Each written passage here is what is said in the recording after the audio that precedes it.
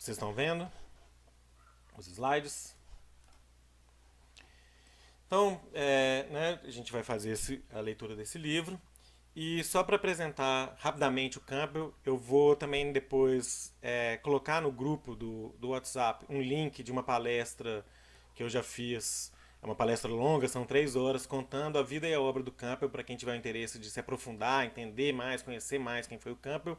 Mas eu gosto muito dessa definição que o The Oxford Companion of World Mythology apresenta o Campbell. Joseph Campbell, nascido em 1904, morto em 1987. Então, como eu sempre digo, um homem do século XX. Então, é muito importante a gente, sempre que ler o Campbell, entender que, por mais vanguardista que ele tenha sido, por mais que ele esteja falando do divino feminino, ele vai estar circunscrito dentro do século XX, com as idiosincrasias do século XX, com os limites da linguagem do século XX. Então, muitas vezes, a linguagem dele vai soar preconceituosa mesmo, e a gente precisa abstrair e entender que ele é fruto do tempo dele, né? Com todas as limitações que de lá para cá a gente tem tentado superar e muitas vezes ainda não conseguiu, né? Ele foi talvez o mitólogo americano mais influente da segunda metade do século XX, tornando a mitologia significativa para um público além da sala de aula. Campbell foi influenciado pelos trabalhos dos médicos Sigmund Freud e especialmente Carl Jung. Como Jung, ele viu os mitos, fossem gregos, nórdicos, nativos americanos, egípcios ou micronésios, como máscaras culturais de uma psique humana universal. Os padrões e tendências universais dessa psique se manifestam em todas as culturas como o que o Jung chamou de arquétipos. Em seu primeiro livro, verdadeiramente influente, O Herói de Mil Faces, Campbell aplicou a teoria arquetípica a mitos de heróis de todo o mundo, revelando um monomito heróico universal arquetípico. E aí a grande dificuldade, muitas vezes, de quem não lê o Campbell, quem não estuda o Campbell profundamente, de achar que ele está falando de um princípio, de uma questão masculina, desse herói como uma masculinidade. Mas o que ele propõe é um princípio masculino da psique que, em busca da reconexão, da, da integração do feminino. A grande questão da jornada heróica é a integração do princípio masculino com o princípio feminino. Mas isso é uma outra conversa, para uma outra discussão, para um outro momento. A editora é a Saffron Ross. Ela é PhD em estudos mitológicos pela Pacific Graduate Institute. Saffron passou a vida mergulhada em literatura, religião e mitologia, áreas nas quais ela se formou. Seus escritos e estudos acadêmicos se encontram em psicologia arquetípica, astrologia, alquimia, tradições de deusas e mitos gregos. Ela é associada ao núcleo de corpo docente da Pacific Graduate Institute, lecionando principalmente no programa de estudos junguianos, arquetípicos e mitológicos. Antes disso, ela foi curadora das coleções de manuscritos de Joseph Campbell, James Hillman e Marija Gimbutas na Opus Archive and Research Center. A Opus Archive é uma biblioteca que tem dentro da Pacific Graduate Institute, que é sediada na Califórnia. Uma das poucas universidades que tem cursos de graduação em mitologia comparada, os estudos arquetípicos da mitologia nos Estados Unidos. Ela publicou também esse livro sobre a Core, né, que é a deusa que vai se transformar em Perséfone no mito grego. Ela trabalhou com James Hillman, um dos grandes autores pós-junguianos estadunidense, e foi então a curadora dessa biblioteca.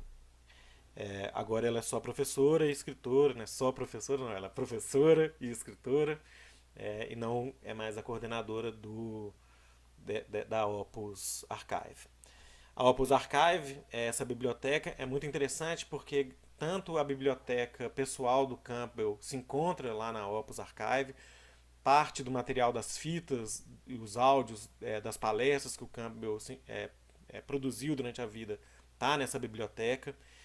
Também os livros da Marija Gimbutas e papéis, documentos de vários outros autores, como James Hillman, Marija Gimbutas, Marion Woodman, Joseph Campbell, Christine Darwin, Adolf Gungambu Greig e aí por diante.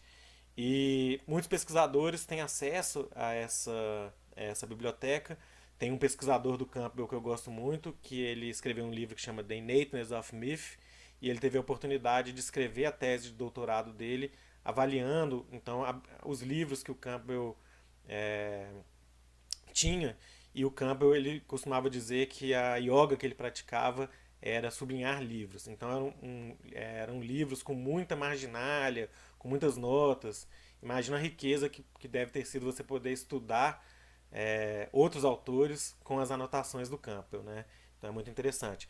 É uma biblioteca que está aberta ao público. Quem tiver a oportunidade de ir nos Estados Unidos, ou morar nos Estados Unidos e quiser visitá-la, deve ser uma experiência incrível. Eu ainda não pude fazer isso, mas espero um dia conseguir. E a Marija Gimbutas, né? A Marija Gimbutas, ela então nascida em 1921 na Lituânia, morta em 1994 na Califórnia, ex-professora emérita de arqueologia da UCLA, contribuiu para o que é considerado um dos momentos acadêmicos mais significativos nos estudos da mulher, com seu trabalho arqueológico e filosófico sobre a cultura e a religião neolítica.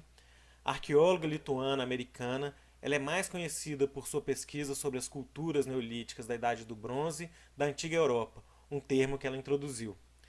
A Antiga Europa referia-se tanto à área geográfica quanto a estruturas sociais que existiam antes da influência indo-europeia, e baseava-se em seu trabalho sobre as disciplinas cruzadas de artefatos arqueológicos, linguísticos, etnográficos e folclore, que a levaram a postular a tese de que a cultura europeia pré-histórica era centrada na mulher e adorava uma deusa mãe como adorada como doadora de toda a vida.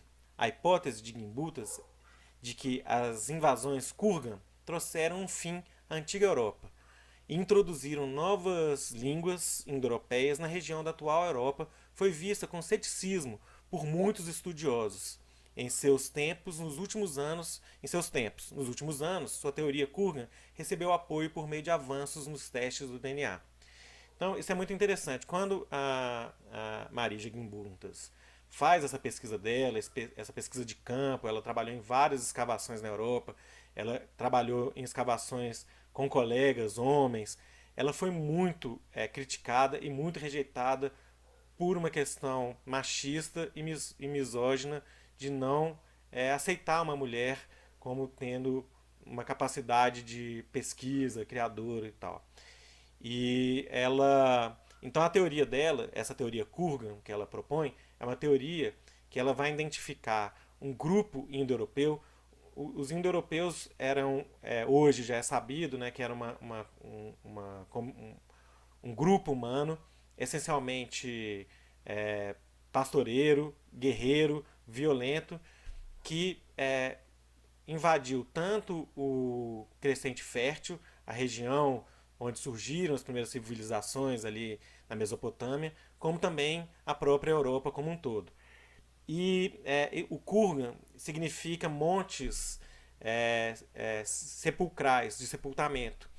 E ela vai determinar então que esse grupo que usava essas estruturas de sepultamento, chamado de Kurgan, se originaram nas planícies onde hoje se encontra a Ucrânia e a União Soviética. E essa teoria foi muito rejeitada, ninguém aceitou essa teoria e por isso também não aceitava a teoria dela de que existiam sociedades matrilineares, sociedades onde um pensamento não patriarcal existia na Europa. Tem um pesquisador que fez escavações com ela que vai propor que, na verdade, esses grupos vieram da Anatólia, onde é a Turquia hoje em dia. E foi assim que foi feito e as pessoas não acreditaram muito na hipótese dela, até que em 2015, 2 anos depois da publicação do livro, esse que a gente está lendo agora, as pesquisas de DNA mostraram que de fato a Marija Gimbutas estava certa e que a hipótese mais aceita hoje em dia é que de fato os indo-europeus surgiram de fato nessa região que ela propôs na hipótese Kurgan. Então é muito interessante. E tem um vídeo, eu estou sem minhas notas aqui, mas daqui a pouco eu falo para vocês, mas tem um vídeo, porque eu não consegui compartilhar com minhas notas, mas já recupero elas, do Instituto de Pesquisa Arqueológica da Neolítica, vinculada à Universidade de Chicago, que é uma das universidades mais importantes dos Estados Unidos de pesquisa das ciências da religião, foi onde o Michel Eliade foi dar aula, né? É uma escola muito importante para entender a mitologia e as religiões do passado, e onde esse pesquisador que propõe essa hipótese da Turquia, lá da Anatólia, ele reconhece a importância dela e faz uma retratação sobre a pesquisa dela. Muito bonito ver o vídeo desse reconhecimento. É um vídeo de 2018. Não tem legenda em português, mas eu posso compartilhar com vocês lá também. É, Tiago, Diga-me.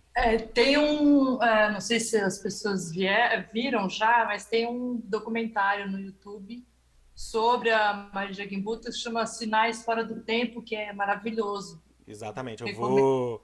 vou falar dele daqui a pouquinho e vou Ah, compartilhar o link maravilha. também para quem não tiver assistido, porque realmente é maravilhoso e vale a pena assistir para a gente resgatar a importância dessa pesquisadora, dessa cientista, dessa mulher que trouxe, revolucionou um pensamento do desenvolvimento da humanidade e que foi tão massacrada e que agora está sendo de novo reconhecida. E por isso que eu acho fundamental a leitura desse livro do Campbell.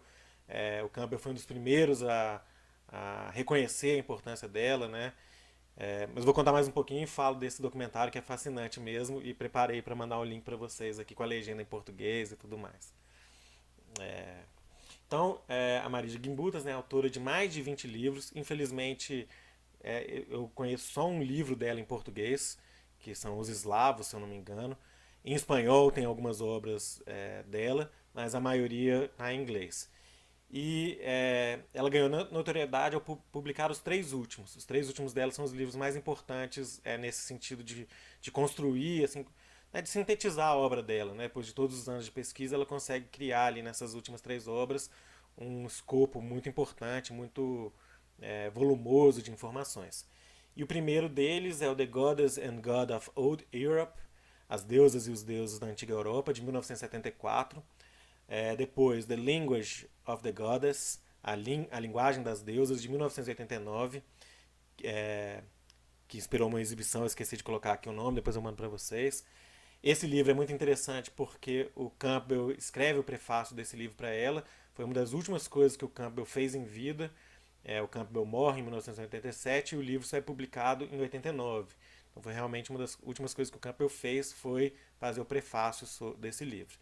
E depois, em 1991, The Civilization of the Goddess, 3 anos antes do falecimento dela, A Civilização da Deusa, que apresentou uma visão das suas especulações sobre a cultura neolítica europeia, família, padrões familiares, estruturas sociais, arte, religião e a natureza dos conhecimentos e da alfabetização.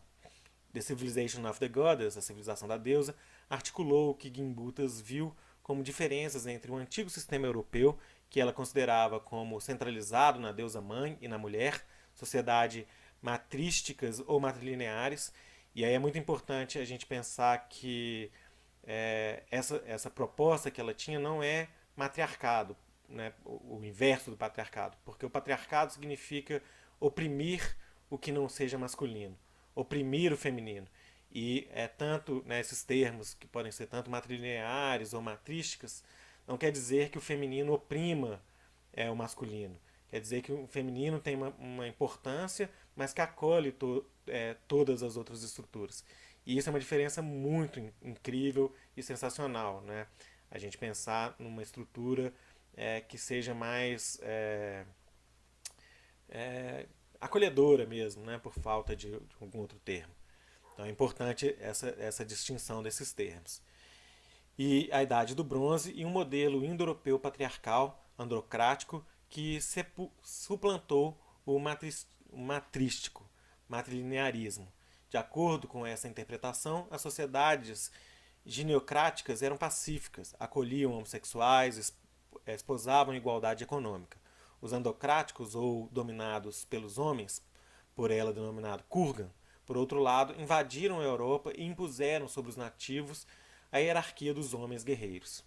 Então, essa hipótese também vai ser muito refutada na época que ela apresenta, justamente porque ela está propondo que exista uma outra forma de organizar o mundo que não seja essa forma, pelo menos do que a gente chama de cultura ocidental, que há 2000 anos promove o patriarcado de violência, de guerra, de supressão de outros povos, não só das mulheres, mas de outros povos, das diferenças, né? Então, dentro de uma estrutura, dentro de um pensamento do século XX, propor que existe uma outra forma de organização, de civilização, e que foi muito bem sucedida durante muitos anos, foi muito radical e muito mal vista pelo próprio patriarcado, né? Então, por isso que ela foi muito rejeitada. É, Essas são as capas dos livros dela, né? Desses 3 livros, desses últimos 3 livros. E aqui eu trouxe um trechinho do final da introdução que o Joseph Campbell faz no segundo livro dela, né? Do The Language, no penúltimo livro dela, na verdade, né? The Language of the Goddess. Não se pode deixar de sentir que, no aparecimento deste volume, exatamente nesta virada do século XX, há uma relevância evidente para o reconhecimento de uma necessidade universal em nosso tempo, de uma transformação geral da consciência. A mensagem aqui é de uma era real de harmonia e paz, de acordo com as energias criativas da natureza, que por um período de cerca de 4.000 anos pré-históricos antecederam os 5.000 do que James Joyce chamou de pesadelo, de disputas e interesses tribais e nacionais, do qual certamente é hora deste planeta acordar.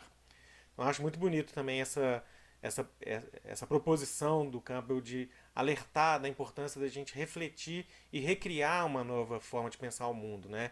E isso ele escreveu em 87.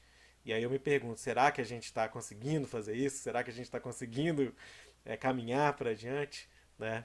Talvez o nosso tempo não seja o tempo das nossas vidas, mas espero que a gente esteja pelo menos plantando sementes para que isso mude, né?